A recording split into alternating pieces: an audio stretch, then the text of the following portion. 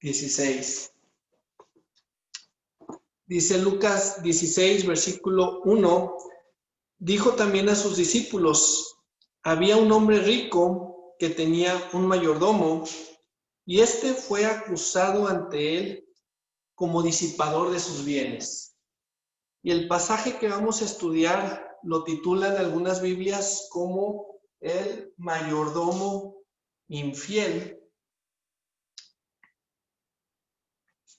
Es un capítulo interesante porque habla de varios puntos que a lo mejor se pueden interpretar de diversas maneras, pero pues vamos a analizarlo y vamos a revisarlo, ¿no? Y dice aquí, como lo estábamos viendo, que había un mayordomo, había un encargado, al cual se le había puesto en su mano varias posesiones. ¿De quiénes?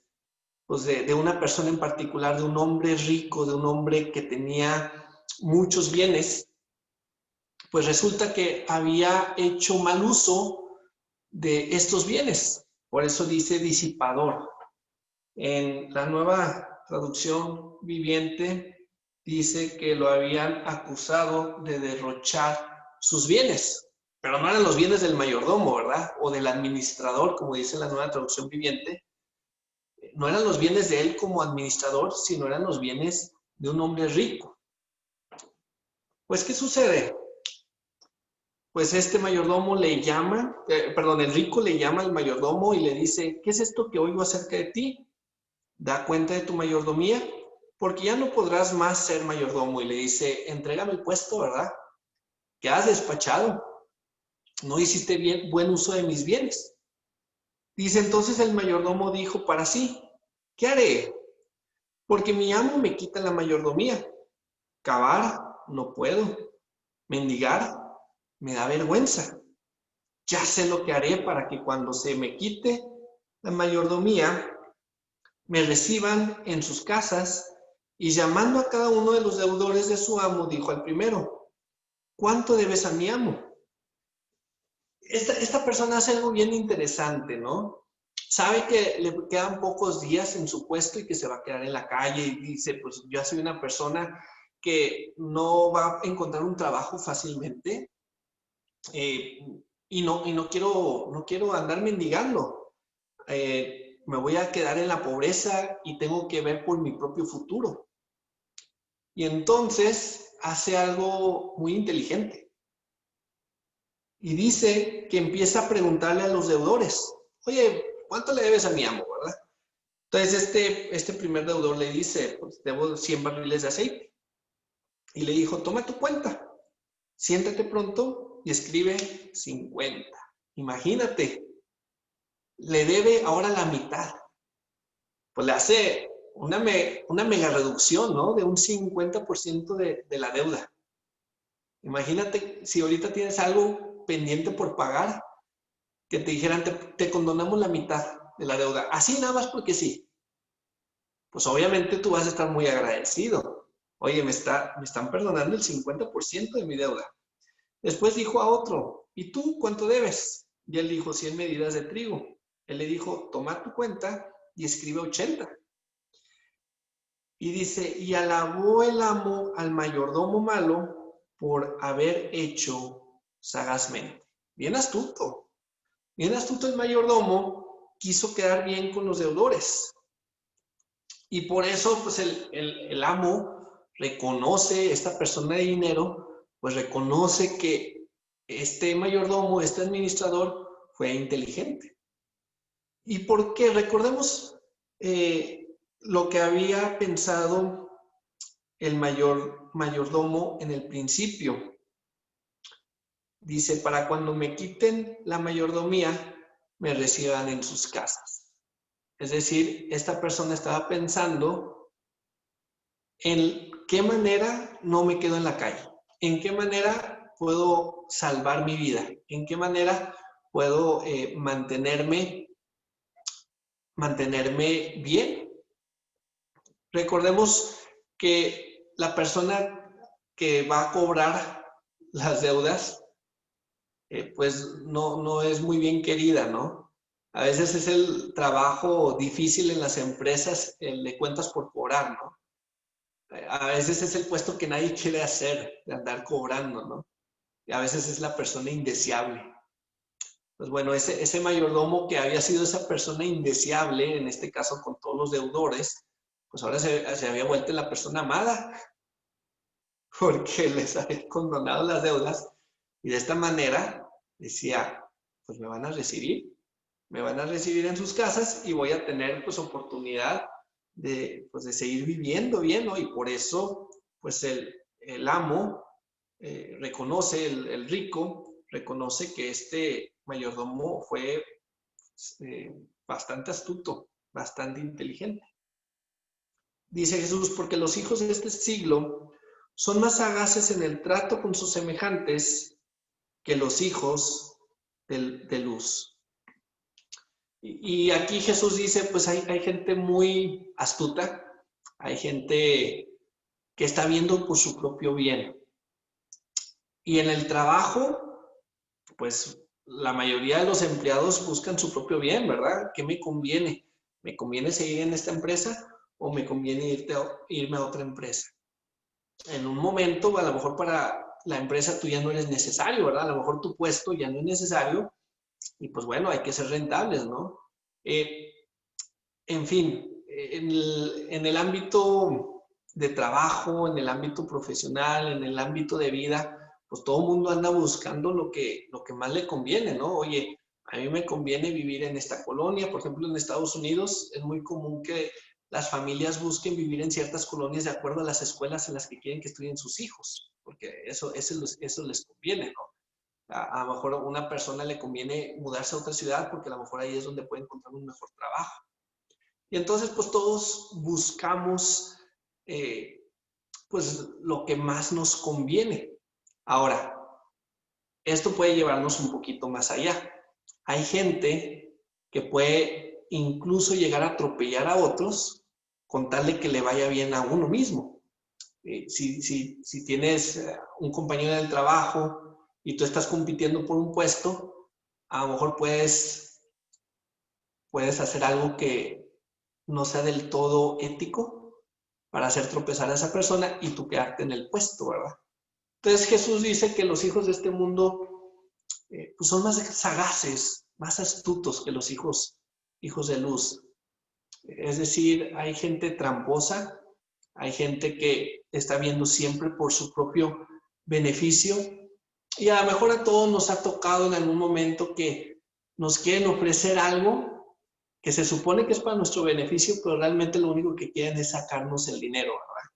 Nos ofrecen a lo mejor un producto que no necesitamos, nos ofrecen un servicio que a lo mejor no requerimos, pero ahí están tratándonos de convencer cómo ofrecernos ese servicio, ¿no? Bueno, regresando a lo que dice aquí Jesús en este pasaje, dice, los hijos de este siglo son más sagaces en el trato con sus semejantes que los hijos de luz. Entonces, no nada más se trata de que se ve por uno mismo y por los beneficios de uno, por el bien de tu propia familia, de tus propios hijos o de ti mismo, sino un punto más interesante, el trato con los semejantes. ¿Qué significa esto? Aquí el administrador estaba reduciendo la deuda a estas personas porque se preocupaba por las personas. Ay, es que sabes algo, sí es cierto, estás bien ahorcado con tus deudas, te voy a reducir la deuda. Realmente este administrador estaba pensando en el prójimo y estaba amando al prójimo y hacía las cosas por el prójimo.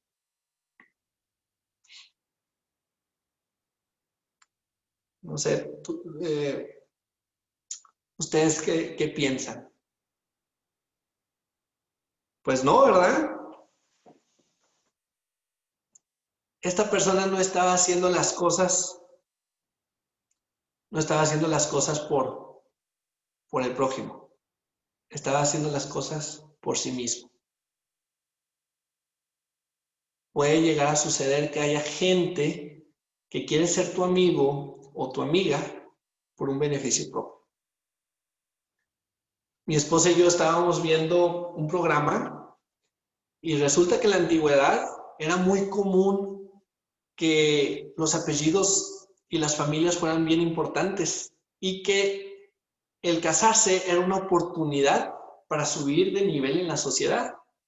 No sé si ahorita siga sucediendo algo similar en algunas familias, pero en la antigüedad, este documental tiene que ver en la Edad Media. Si yo quiero subir de puesto, me voy a fijar en una persona que tenga ese puesto. Si mi familia está en tal nivel, mi apellido está en tal nivel y quiero subir a este nivel, pues me caso con esa persona. Entonces muchos de los matrimonios estaban arreglados y eran por una conveniencia de familias. No era de que tú amaras a esa persona y me quiero casar con esa persona. No, me conviene casarme con esa persona. Bueno, eso existía en la Edad Media. Hoy en día, de repente pueden existir ciertas conveniencias, ¿verdad? A lo mejor puede haber alguna persona que dice, yo me quiero casar con fulanito de tal porque pues tiene dinero, ¿verdad? Por ahí dicen sugar daddies, ¿no? Sugar mummies. Entonces, esto es triste porque no lo haces por amor, lo haces por una conveniencia. ¿Qué nos quiere enseñar con esto Jesús? Debemos de tener cuidado que puede haber amistades o puede haber personas que se acercan no por una intención de ayudar o no por una intención de ser amigos, sino por una intención de beneficiarse a sí mismo. Si este administrador no estaba pensando en los que debían, estaba pensando en él mismo. Y Jesús nos advierte, ¿no?, acerca de este tipo de personas. Esta es una parábola, entonces tiene que ver con una historia no real, pero que Jesús quiere dar una enseñanza. Pero dice aquí, y yo os digo, ganad amigos por medio de las riquezas injustas, para que cuando éstas falten, os reciban en las moradas eternas. Y aquí es donde muchos dicen, a ver, Jesús, ¿de qué estás tratando de decir aquí? O sea, ¿qué nos quieres enseñar? ¿Estás mencionando de este administrador malo que actúa astutamente para recibir un beneficio? Y ahora nos dices que hagamos amigos por medio de las riquezas injustas. Con esto hay que ver un poquito el contexto de lo que estamos hablando. Y en Lucas 15, estuvimos viendo en jueves anteriores, que se acercaban a Jesús, ¿quiénes? Pues personas pecadoras. Había personas que no eran bien aceptadas en la sociedad, prostitutas, personas ladrones, personas que tenían vicios.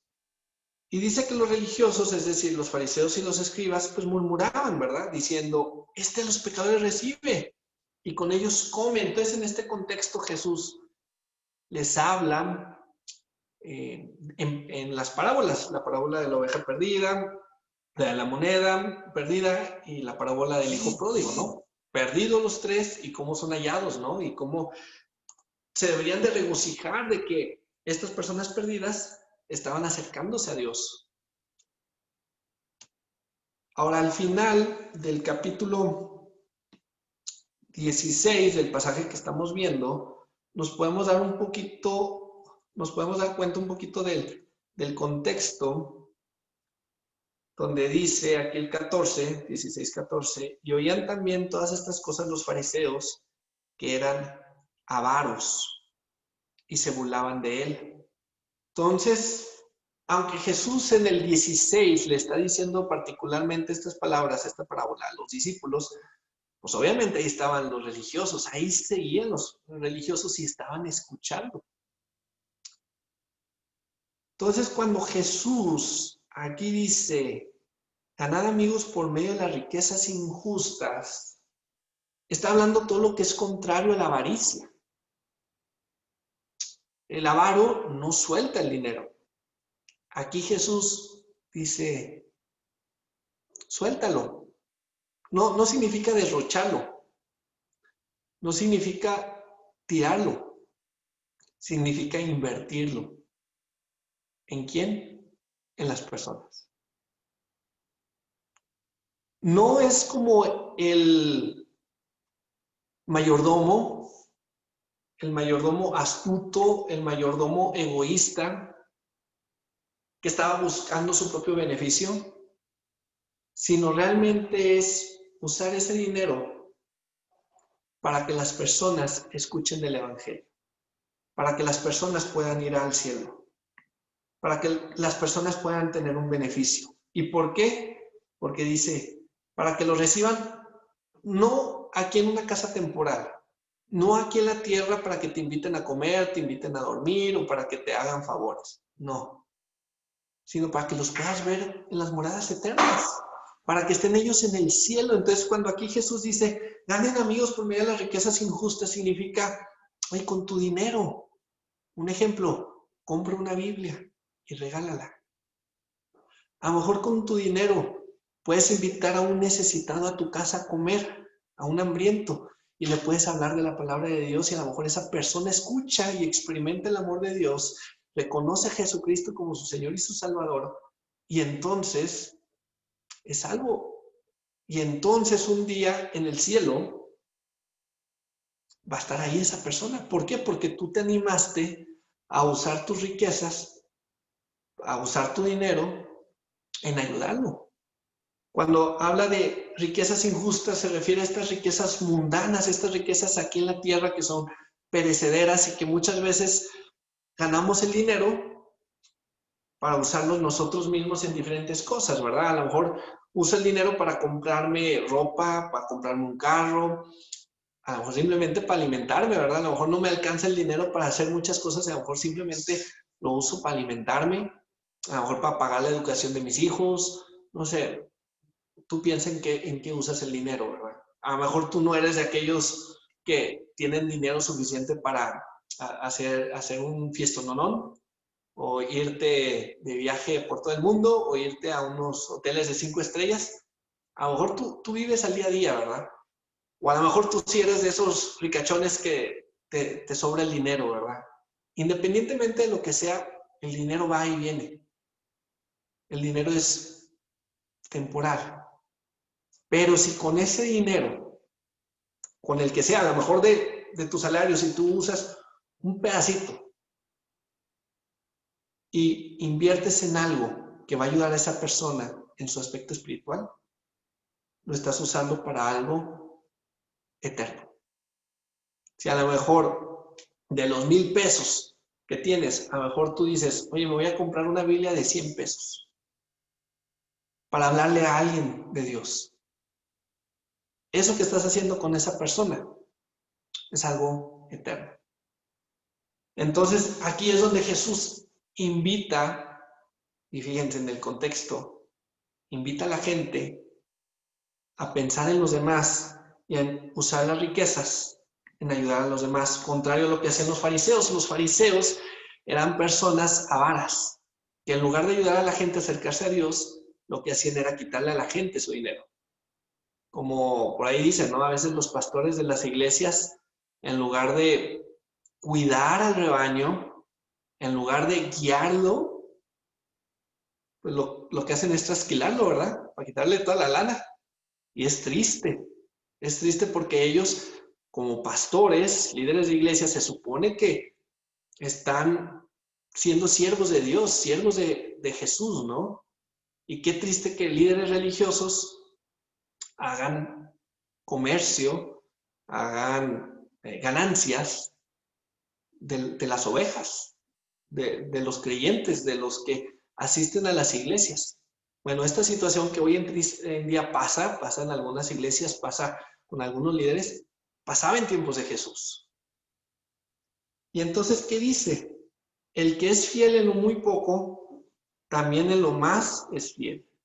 Y en lo que muy poco es injusto, también en lo más es injusto. ¿Qué se les había encargado a los líderes del pueblo judío, a los líderes de Israel. Pues enseñar la palabra de Dios. En ese momento tenían pues el Antiguo Testamento, ¿no? Tenían el Torá, tenían la ley de Moisés. ¿La habían usado correctamente? No. Si en lo poco no habían sido fieles, ¿cómo se les iba a poder encargar a ellos el reino de los cielos? Porque Jesucristo se había acercado. Jesucristo vino y le dijo a la gente, el reino de los cielos se ha acercado. Está aquí entre ustedes. ¿Y a quién le dio el encargo de compartir el mensaje de salvación? A los discípulos. Ahorita los vemos así como grandes héroes, ¿no? De la fe. En su tiempo eran unos jóvenes, a lo mejor de 30 años, 25 años, pescadores. Uno era recaudador de impuestos. El otro había estado con los rebeldes celotes. A ellos se les dio la tarea de compartir el evangelio. Y los líderes religiosos que habían estudiado, que habían memorizado las escrituras, que se habían preparado toda la vida, que estaban en el templo día y noche, bueno, supuestamente, ¿verdad? Que llevaban vidas intachables, porque a ellos no se les encomendó las buenas nuevas de compartir el reino de los cielos, porque en lo poco no fueron fieles. ¿A poco se les iba a encomendar ahora el mensaje de salvación, el misterio que había estado escondido durante milenios? ¿Se les iba a encomendar a estos líderes religiosos? Pues obviamente no. Y entonces por eso dice Jesús, en lo que muy poco es injusto, porque ellos habían sido injustos, también en lo más es injusto. Pues si en las riquezas injustas no fuisteis fieles, ¿quién os confiará lo verdadero? Y si en lo ajeno no fuisteis fieles, ¿quién os dará lo que es vuestro? Fíjense, aquí está interesante porque les dice Jesús, ¿verdad? Le está diciendo a sus discípulos, pues para que aprendan, ¿no? Porque a los discípulos se les iba a encomendar algo bien importante, ¿no? Si en lo pequeño no demuestras esa capacidad, esa honestidad, esa integridad, pues entonces cuando tengas lo grande tampoco. A veces la gente dice, no, es que yo quiero servir a Dios. Yo quiero servir a Dios y quiero ir a África, ¿no? O me quiero ir de misiones, o quiero ir al Amazonas, ¿no? ¿Y cuál ha sido la enseñanza que vemos en las Escrituras? Empieza por tu casa. Es que yo quiero ser un hombre de Dios, es que yo quiero ser una mujer de Dios. Y pues ahí vemos, ¿no? Hasta jóvenes que se animan a irse de misiones y se animan a evangelizar, etc. Empieza en tu casa. Si tú dices que quieres servir a Dios, empieza en tu casa amando a tus padres, amando a tus hermanos, perdonando. Empieza con tus amigos, con tus vecinos. Empieza en la sociedad, ¿no? En la que vives. Y si en eso poco eres fiel, créeme que Dios te va a utilizar a lo grande, en lo excelso. Pero si en lo poco no eres fiel, pues tampoco en lo grande lo vas a hacer. Dice, y si en lo ajeno no fuisteis fieles, y fíjense, aquí este mayordomo no fue diligente en el dinero de su amo, lo malgastó. Y podemos pensar en los líderes religiosos que no fueron diligentes en la encomienda que Dios les había dado, que era pues enseñar la ley y acercar el pueblo a Dios y que demostrar al pueblo y a todos que necesitábamos un Salvador. Pues los líderes religiosos para nada hicieron esa labor y tuvo que venir Juan el Bautista. ¿Para qué? Para preparar el camino. Y él por eso anunciaba el mensaje de arrepentimiento, para preparar los corazones de las personas para escuchar a Jesucristo. ¿Por qué los fariseos, los escribas, por qué no eran fieles? Muy sencillo. Ningún siervo puede servir a dos señores. porque o aborrecerá al uno y amará al otro, o estimará al uno y menospreciará al otro. No podéis servir a Dios y a las riquezas. Y el problema de los fariseos es de que amaban las riquezas. Amaban las riquezas más que a Dios. Ellos en sus iglesias, bueno, en este caso no eran iglesias, eran templos, en su templo, perdón, sinagogas, ellos expresaban con palabras que amaban a Dios, expresaban devoción a Dios, mostraban guardar todas las tradiciones judías, todos los ritos religiosos. Digamos que ante la religión eran intachables. Pero había un problema. No amaban a Dios porque amaban más a las riquezas. Y no fueron diligentes, no fueron fieles en aquello que Dios les había encomendado. Y entonces, ¿cómo querían entonces hacerse propio la salvación? ¿Quién nos dará lo que es vuestro? Pues no fueron diligentes en lo que Dios les había pedido. ¿Cómo iban ahora a tener aquello que pues ellos deseaban, ¿no? Ellos deseaban ser líderes encomendados por Dios, deseaban ser líderes utilizados por Dios, por lo menos eso presumían ser. Pues aquí Jesús les está diciendo en pocas palabras, pues no lo van a hacer. Y oían, dice también, todas estas cosas los fariseos, porque Jesús se lo estaba diciendo a los discípulos, y estaba Jesús de alguna manera buscando enseñarles a los discípulos que no cayeran en tal hipocresía, que no cayeran en tales costumbres. Pero dice, y oían también todas estas cosas los fariseos que eran avaros y se burlaban de él.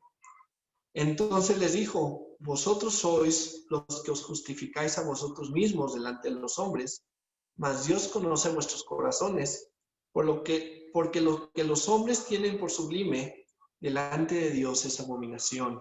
¿Y qué sucede? Estas personas religiosas buscaban dar una buena apariencia delante de las personas.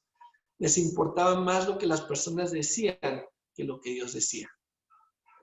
Les importaba más ser vistos bien de las personas que lo que Dios juzgaba de ellos. Y Jesús dice, la ley y los profetas eran hasta Juan.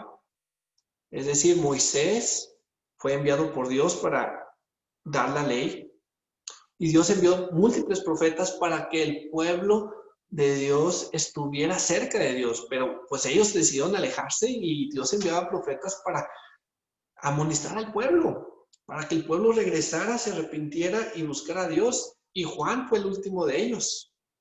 Pues en toda esta etapa, y esta etapa pues de la ley, en este episodio, lo que normalmente conocemos como dispensación de la ley, pues empieza con Moisés y termina con Juan. ¿Y qué empieza? Dice, desde entonces el reino de Dios es anunciado y todos se esfuerzan por entrar en él. Pero más fácil es que pasen el cielo y la tierra que se frustre una tilde de la ley. Es decir, la gente quiere entrar al reino de los cielos. Por eso se estaban acercando los pecadores, porque quieren entrar al reino de los cielos, quieren encontrarlo. Y los religiosos por eso trataban de guardar la ley porque querían entrar al reino de los cielos. Pues aquí Jesús les dice que es más fácil que desaparezca el cielo y la tierra a que se frustre una tilde de la ley. Fíjense lo que dice aquí en la Nueva Traducción Viviente. Es más fácil que desaparezcan el cielo y la tierra que caiga una sola tilde de la ley, es decir, un puntito de alguna letra. Por ejemplo, si fuera de la I, pues un puntito, ¿verdad? Y aquí Jesús les demuestra su hipocresía. Dice, todo el que repudia a su mujer y se casa con otra, adultera. Y el que se casa con la repudiada del marido, adultera. ¿Qué está tratando aquí Jesús de decir? Los fariseos presumían obedecer la ley. Pues resulta que Jesús les pone un ejemplo de infidelidad. Un ejemplo de infidelidad que practicaban y que se justificaban a su manera. Entonces los fariseos no cumplían la ley. Y de hecho, nadie podemos cumplir la ley a la perfección. Todos hemos desobedecido por lo menos uno de todos los mandamientos. Por ejemplo, honra a tu padre y a tu madre.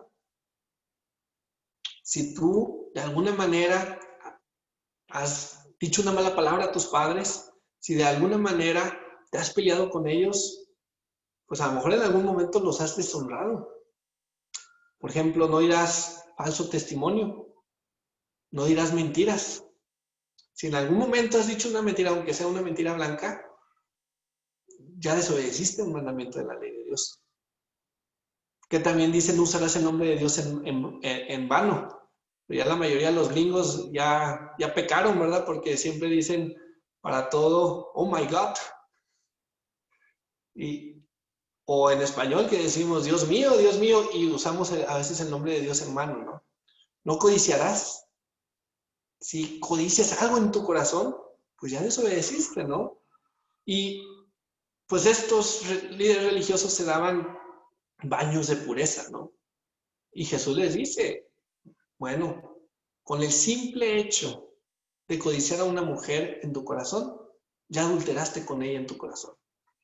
Con el simple hecho de decir fatuo a tu hermano, ya lo mataste en tu corazón. Pocas palabras, lo que Jesús está tratando de decir es, la ley no fue dada para salvarnos. Los 10 mandamientos fueron dados por Dios para darnos cuenta que éramos pecadores. Entonces, ¿la ley es mala? Claro que no, la ley es buena y es perfecta. Entonces, ¿Dios falló al dar la ley? Para nada. Al contrario, Dios demostró que no podemos cumplir la ley. ¿Por qué? Porque a lo mejor hay alguien que dice, yo voy a ir al cielo por mis buenas obras. Yo voy a ir al cielo obedeciendo la ley. Yo voy a ir al cielo porque me lo merezco. Pues con la ley se demostró que nadie podemos ir al cielo. Con la ley se demostró que todos somos pecadores. Y los líderes religiosos que se sentían acá estaban igual que las prostitutas, que ellos veían acá abajo, pues igual. Estaban igual que aquellos pecadores que habían robado, que habían matado, todos bajo pecado. ¿Y qué significa eso? Que necesitan un Salvador, que necesitamos un Salvador. Y aquí Jesucristo quiere enseñarle algo bien importante a sus discípulos. Jesucristo nos ha rescatado del pecado, del lodo del pecado, y nos quiere llevar a hacer cosas preciosas en la vida. Tiene planes perfectos para nosotros. Es simplemente obedecerle. Y empezar con acciones, a lo mejor pequeñas, pero con acciones. Por ejemplo, puedes empezar a orar. Puedes empezar a leer la palabra de Dios. Si tú quieres un cambio en tu vida, puedes empezar a pedirle a Dios, ayúdame a cambiar. Y si ves que tu vida no se compone, si las situaciones no cambian, si tú ves que tu carácter sigue siendo de lo peor, ten paciencia. Yo tuve paciencia y Dios me ha cambiado bastante. Todavía tengo cosas que cambiar, pero me ha cambiado en muchísimos aspectos y vale la pena. Y puedes empezar con la intención de amar a los demás. Dile a Dios, ayúdame a amar a los demás. Si tienes pleitos con tu pareja, habla con Dios y dile, ayúdame. Ayúdame a no engancharme, ayúdame a no pelearme. Si tienes una situación difícil con tu papá o una situación difícil con tu mamá, pídele a Dios ayuda.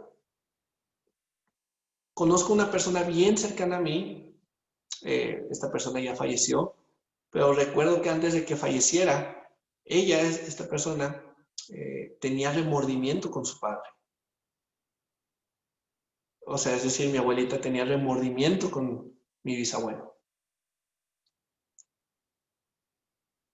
Y tenía un odio por diferentes causas en la vida.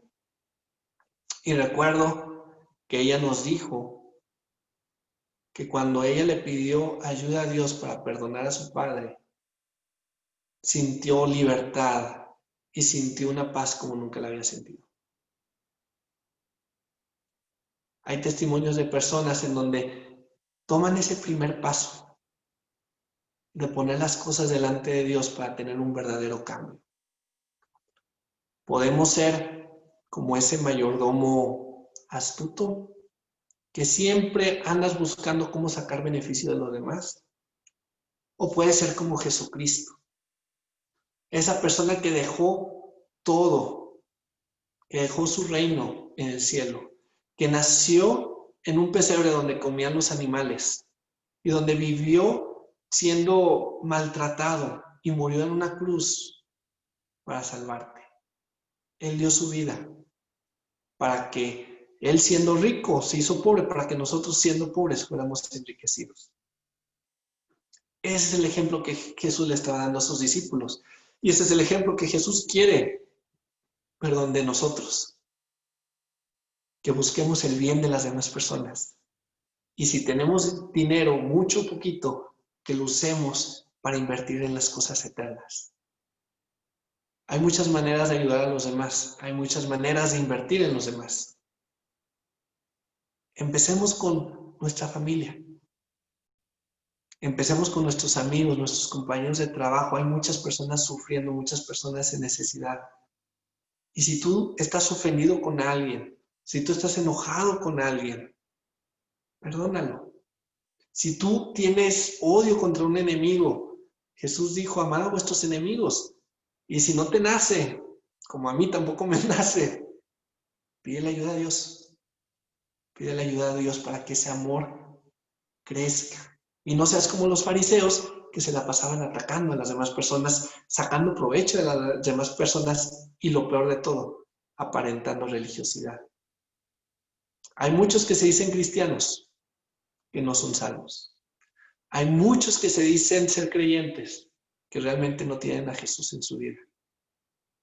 Hay muchos lobos vestidos de ovejas. Hay muchos predicadores que dicen cada cosa fuera de contexto respecto a la Biblia. Pero no te preocupes. Jesucristo te ama y Jesucristo quiere hablar específicamente contigo. Jesucristo quiere tratar con tu vida directamente y quiere cambiarla. Y no quiere que seas como esos fariseos, como esos religiosos.